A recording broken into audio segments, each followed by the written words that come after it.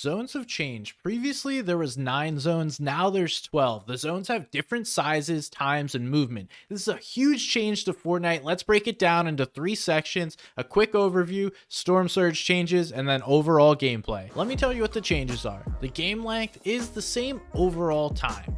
It's going to be 25 minutes and 20 seconds. It's the same length that it was before.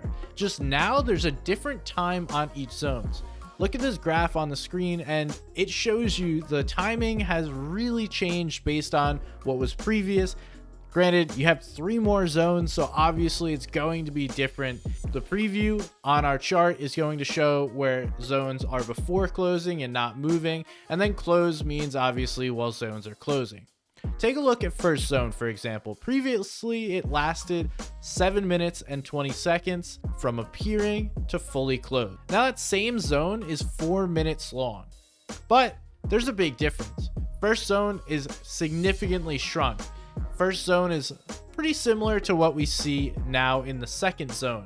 Second zone, the timing is 90 and 90, so we are going to see different times on second zone as well. So it's going to be a little different to understand how exactly it goes. And let's just walk through all the different zones and look at the times, look at the sizes, so you can get comfortable with what zones look like.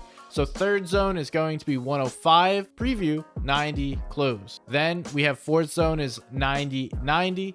Fifth zone is 60, 60. Then we start to get into more end game zones, or what will be end game zones. So sixth zone is going to have 60, 60. And that is the first zone we actually get a damage increase from the storm. So up until this point, damage is only 1 tick per second. Sixth zone is the first time it goes to 2 tick. Then we get seventh zone. Damage moves to 5 tick. And it's again 60 seconds for preview, 60 seconds for closing. Eighth zone is pretty much about where we would see fifth zone or 50-50 zone. Seventh and eighth is kind of that middle ground, but it's no longer 50-50. Most of the zone is in the safe area and just a little sliver is in the outside area. So this is a different change, a big change. Now it's not necessarily going to have a pure dead space, because typically the area for 50-50 zone would be wide open. We go to ninth zone. This is our first moving zone. It's a very small movement. That's 30 seconds for preview, 45 seconds until close. And this is when it gets to 10 tick. From here on out, it's a 10 tick zone.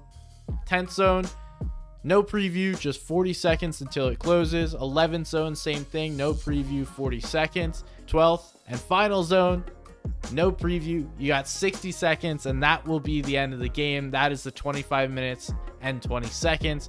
So interesting changes there. We get more zones, we get more movement, not necessarily a massive change as far as how the zones move during endgame, but it is significant knowing that we no longer get a 50-50 zone, and we start to get these zones that have slivers in the safe area and then slivers outside of the safe area.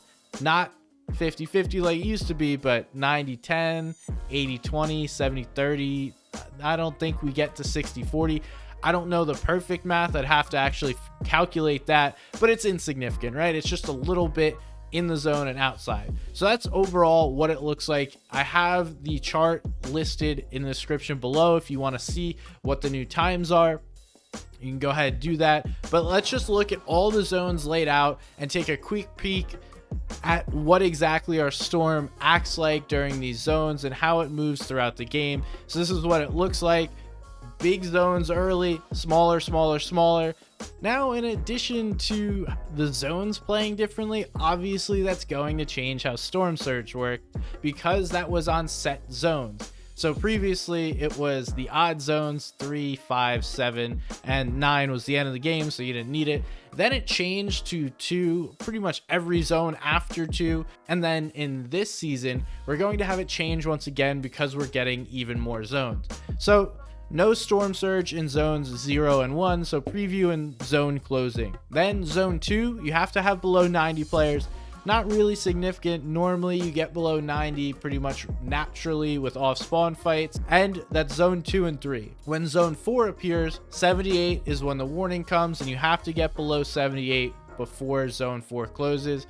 Zone 5 is 64, Zone 6 is 54, Zone 7 is 44. So again, similar to that 5th zone period within the game.